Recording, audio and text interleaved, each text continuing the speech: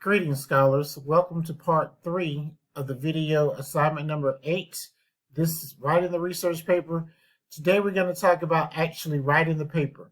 On Blackboard in the folder, assignment number 8, writing the research paper, you have the guidelines for writing the research paper. I'm going to click on this document. I've already downloaded it, but I'm going to start talking about how to write the paper and what goes into each section. At the beginning of this document, you have your evaluation standards, how the paper is going to be evaluated, the number of points I'll deduct for mistakes. Today, we're only going to focus on sections, writing the research paper, okay? So starting with section 1, the introduction. Look at this. You're going to write 3 paragraphs in this section. The first paragraph will be your introduction. You're going to hook the reader with the first sentence, state the problem or the controversy you will address in the paper, state your position or your thesis. In the second paragraph, you're going to define the term for the reader, focus the definitions on how the term will be used in your paper, okay? I'll let you read this on your own.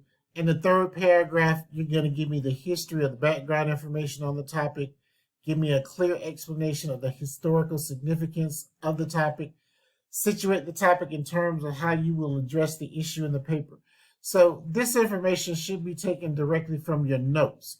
This information was not included on the documented outline, but all of this information, the definitions, the historical, the background information, the history, you were asked to record all of that information in your notes. So use your notes for section 1, the introduction, 3 paragraphs.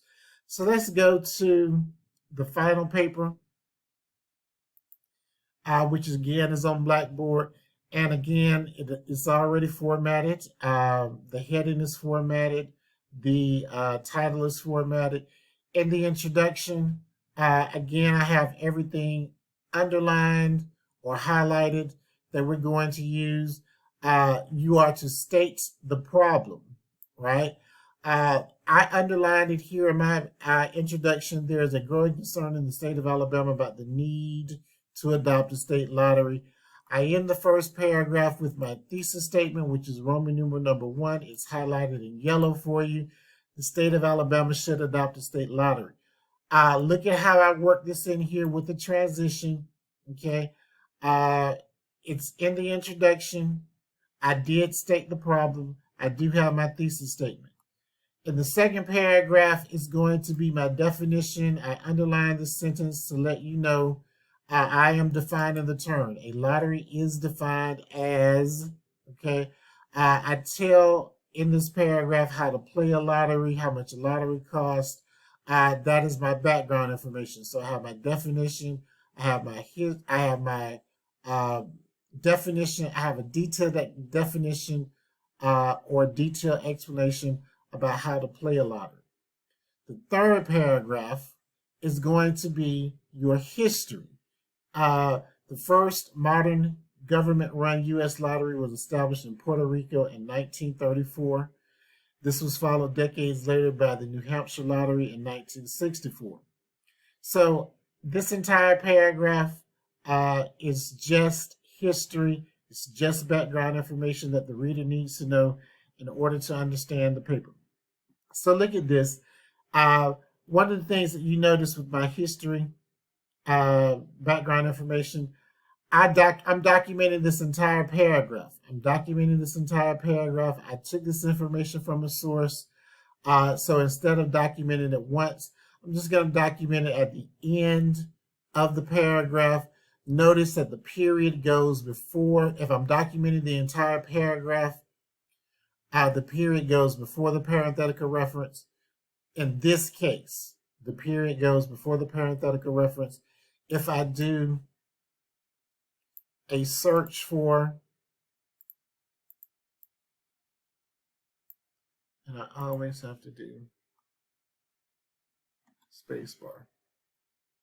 Now I can do it. Lotteries in the United States. If I do a find I want to see if this is on my works cited page. I see it on my works cited page. I go straight to it.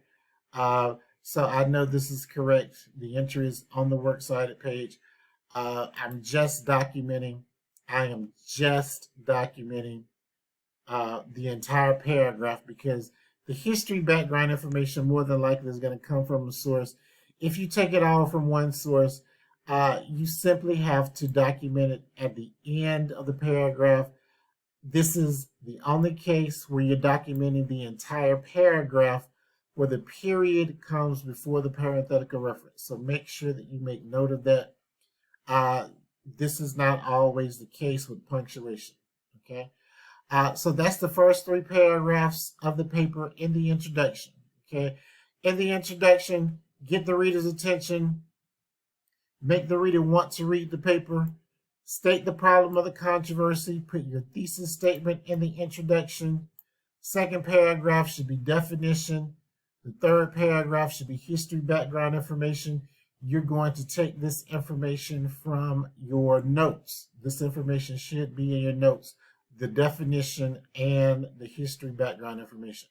Read this on your own. I won't read it to you. Look at everything here.